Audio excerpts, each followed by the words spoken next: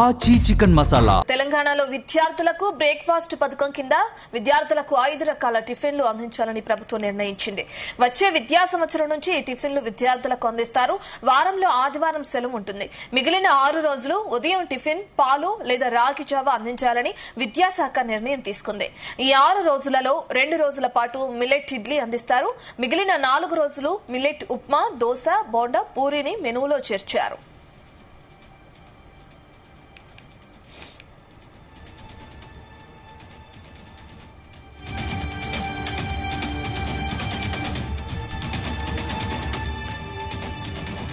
సంబంధించిన డీటెయిల్స్ మా ప్రతినిధి ఆకేష్ అందిస్తారు. ఆకేష్, మనం చూస్తున్నాం తెలంగాణలోని విద్యార్థులకి ఏ విధంగా స్కూల్స్ లో బ్రేక్ఫాస్ట్ పథకాన్ని అమలు చేస్తున్నారు. పథకంలో ఎటువంటి మెనూ ఉండే అవకాశం కనిపిస్తుంది? ఎప్పటి నుంచి అమలు చేయనున్నారు? గుడ్ మార్నింగ్ రత్న.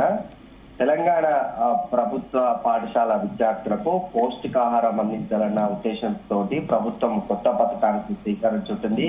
ఇప్పటికే ప్రభుత్వ పాఠశాల విద్యార్థులకు మధ్యాహ్న భోజన పథకం కొనసాగుతుండగా ఇప్పుడు బ్రేక్ఫాస్ట్ పథకాన్ని కూడా అంటే వచ్చే జూన్ నుంచి కూడా విద్యార్థులకు అందించే అవకాశం కనిపిస్తా ఉంది. ఇందుకోసం ఇప్పటికే బడ్జెట్ లో ప్రభుత్వం కూడా నిధులు కేటాయించినటువంటి పరిస్థితి కనిపిస్తా ఉంది. మొత్తం సీఎం బ్రేక్ఫాస్ట్ స్కీమ్ కింద దీనిని అమలు చేస్తా ఉన్నారు.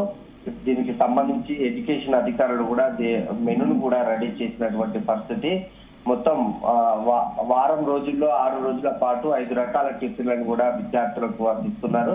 2 రోజుల పాటు మిల్లెట్ ఇడ్లీ, ఓ రోజు మిల్లెట్ ఉప్మా, 3 రోజుల పాటు మరో 3 రోజుల పాటు రాగి జావా అందించేందుకు కూడా ఇప్పటికే నిర్ణయం తీసుకున్నారు. జూన్ 2న స్కూల్స్ రీఓపెన్ అవుతున్నటువంటి సందర్భంగా అప్పటి నుంచే విద్యార్థులకు సీఎం బ్రేక్ఫాస్ట్ స్కీమ్ కింద అధికారులు ఏర్పాట్లను కూడా సిద్ధం చేస్తున్నారు.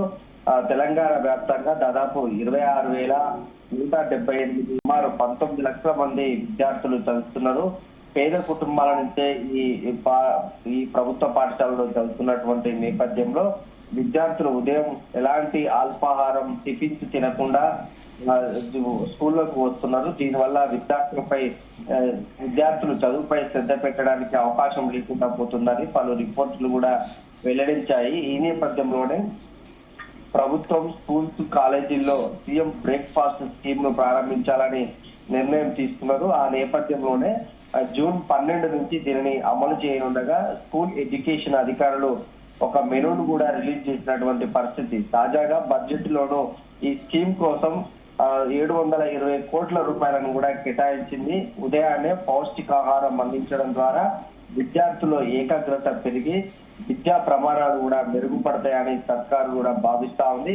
ఆ నేపథ్యంలోనే మెనూల్లో భాగంగా మంగళవారం, గురువారం మిల్లెట్ ఇడ్లీ, శుక్రవారం మిల్లెట్ ఉప్మా, సోమవారం దోశ, బుధవారం పూరి, శనివారం బోండా అందిస్తారని ఇప్పటికే అధికారులు వెల్లడించారు. 3 రోజుల పాటు కూడా విద్యార్థులకు పాలను కూడా పంపిణీ చేస్తారు. విద్యార్థులకు టిఫిన్లే కాకుండా చిన్నారుల ఎదుగుదల కోసం ఈ పాలు, రాగి జావను కూడా మెనూలో చేర్చారు.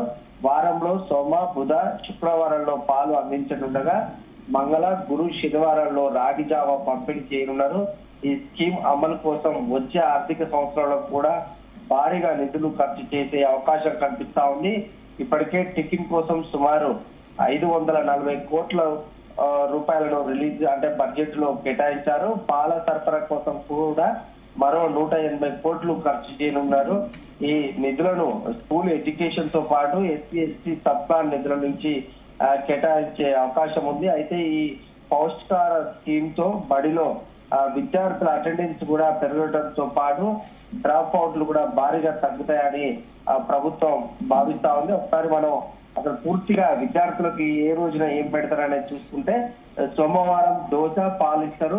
మంగళవారం రోజు మిల్లెట్ ఇడ్లీ, రాగి జావా, బుధవారం రోజున పూరి, పాలు, గురువారం మిల్లెట్ ఇడ్లీ, రాగి జావా, శుక్రవారం మిల్లెట్ ఉప్మా, పొంగల్, పాలు, శనివారం బోండా, రాగి జావా అందిస్తారు. ఈ సీఎం బ్రేక్ఫాస్ట్ తోటి విద్యార్థులకు పౌష్టికాహారం అందించడంతో పాటు వారు ఈ చదువు మీద కూడా ఏకాగ్రత ఉంటదన్న సర్వేను అధికారులు గుర్తించారు. దాన్ని ప్రభుత్వానికి అందించినటువంటి నేపథ్యంలో ఈ స్కీమ్ ను ప్రత్యేకంగా అమలు చేస్తున్నటువంటి పరిస్థితి ఉంది. ఇది ప్రైమరీ స్కూల్ నుంచి కూడా ఇంటర్మీడియట్ వరకు కూడా దీన్ని అందించాలనేది ప్రభుత్వం ఆలోచించింది. అందుకనే దీన్ని అమలు చేస్తా ఉంది. జూన్ 2 నుంచి స్కూల్స్ రీఓపెన్ కాగానే ఈ స్కీమ్ ను అమలు చేస్తారు. ఇప్పటికే ప్రభుత్వ బడుల్లో మధ్యాహ్న భోజన పథకం కూడా కొనసాగుతుంది.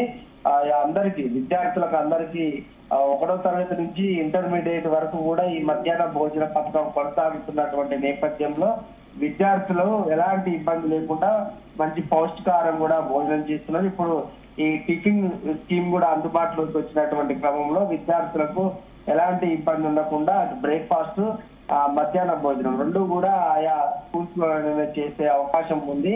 ఇది కొంత తల్లిదండ్రులకు కూడా భారం తగ్గిందని చెప్పుకోవచ్చు. ఎందుకంటే రెక్కాడితే కానీ డొక్కాడని కుటుంబాలే ప్రభుత్వ బడులలో తమ పిల్లలను చేర్పిస్తా అంటారు. వాళ్ళు ఉదయం పూట పిల్లలను స్కూళ్ళకు పంపించి పనులకు వెళ్తున్నటువంటి సందర్భాలు కనిపిస్తున్నాయి.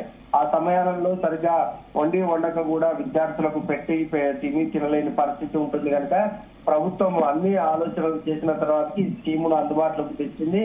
ఈ స్కీమ్ వల్ల అటు తల్లిదండ్రులు మనం చూస్తున్నాం తమిళనాడు తరహాలో తెలంగాణలో కూడా దీన్ని అమలు చేస్తున్న క్రమంలో మరి విద్యార్థుల తల్లిదండ్రులు ఏ విధంగా స్పందిస్తున్నారు అనుకోవచ్చు. ఇప్పుడు మీరు చెప్పినట్లుగానే కష్టపడి విద్యార్థుల్ని చదివిస్తున్న తల్లిదండ్రులు ఇటువంటి పథకాలకి సంబంధించి ఏ విధంగా రియాక్ట్ అవుతున్నారు?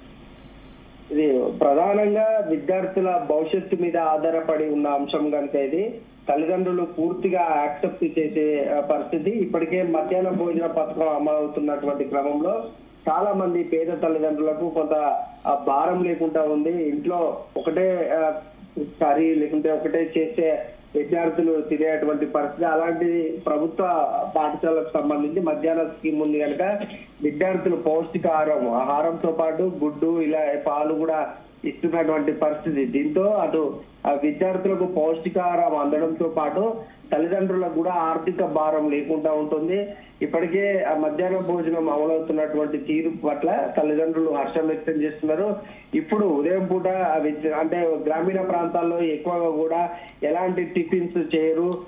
ఉదయం ఒకవేళ అన్నం వండితే తినిపోతారు, లేకుంటే అలాగే ఖాళీ కడుపులతోటి విద్యార్థులు బడులకు వెళ్తున్నటువంటి సందర్భాలు ఉన్నాయి. దీంతో వాళ్ళంతా కూడా అటు ఆకలి మంటతోటి చదువు మీద ఏకాగ్రత పెట్టలేకపోవడం, టీచర్లు చెప్పింది కూడా వాళ్ళకు సరిగ్గా అర్థం చేసుకోకపోయినటువంటి సందర్భాలు ఉన్నాయి. ఇవన్నిటినీ ఒక సర్వే ద్వారా గుర్తించినటువంటి ప్రభుత్వం బ్రేక్ఫాస్ట్ లేకుండానే చాలా మంది విద్యార్థులు కూడా స్కూళ్లకు వస్తున్నటువంటి సందర్భాలు ఉన్నాయని గుర్తించింది. అందుకే ఈ బ్రేక్ఫాస్ట్ స్కీమ్ ను అమల్లోకి తెస్తే మాత్రం చాలా మంది అటు విద్యార్థులకు తల్లిదండ్రులకు కొంత ఇబ్బంది లేకుండా ఉంటుంది. ముఖ్యంగా తల్లిదండ్రులకు ఆర్థిక భారం అనేది చాలా తప్పుతుంది. ఎందుకంటే చాలా మంచి ఫుడ్ కూడా అందించడం వల్ల విద్యార్థులకు అటు ఆకలి తీర్చడంతో పాటు వారికి పౌష్టికాహార లోపం లేకుండా ఉంటుంది. అటు పాలు కానీ ఇతర రాగి జావా అటు ఇడ్లీ అన్ని కొంత పౌష్టికాహారానికి సంబంధించిన కనుక విద్యార్థులు కూడా ఎదుగుదలకు చాలా దోహదం పడతా ఉందని తల్లిదండ్రులు చెప్తా ఉన్నారు. ఈ స్కీమ్ పట్ల తల్లిదండ్రులు అయితే పూర్తిగా హర్షం వ్యక్తం చేస్తున్న సందర్భం ఉంది. Ratna. Right, thank you Yakesh.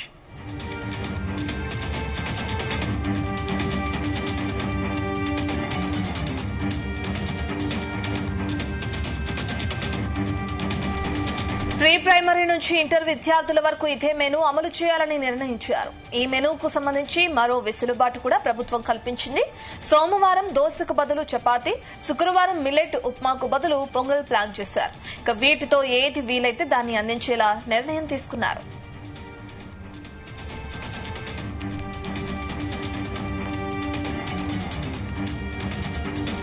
మొత్తం 720 కోట్లు ఖర్చవుతుందని అంచనా వేస్తుంది ఈ ప్రభుత్వం. వీటిలో పాఠశాల విద్యార్థుల టిఫిన్ కు 540 కోట్లు, పాల కోసం 180 కోట్ల రూపాయలు ఖర్చవుతుందని ప్రాథమిక అంచనా వేశారు. ఇప్పటికే ఈ నిధుల్ని బడ్జెట్ లో కూడా ప్రభుత్వం కేటాయించింది. ఇక ఇంటర్ విద్యార్థులకు సంబంధించి 56 కోట్ల రూపాయలు కేటాయించారు.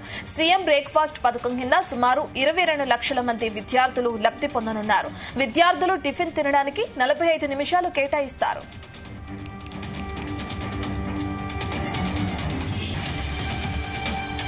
తెలంగాణలో ప్రభుత్వ పాఠశాలల్లో చదివే విద్యార్థులకు ఉచితంగా పౌష్టికాహారం అందించే లక్ష్యంగా ఈ ముఖ్యమంత్రి బ్రేక్ఫాస్ట్ పథకాన్ని అమలు చేయనున్నారు. ముఖ్యమంత్రి రేవంత్ రెడ్డి చెన్నైలో ఓ కార్యక్రమానికి హాజరయ్యారు. అక్కడ తమిళనాడు తరహాలో తెలంగాణలో కూడా 2026 నుంచి బ్రేక్ఫాస్ట్ పథకం అమలు చేస్తామని ప్రకటించారు.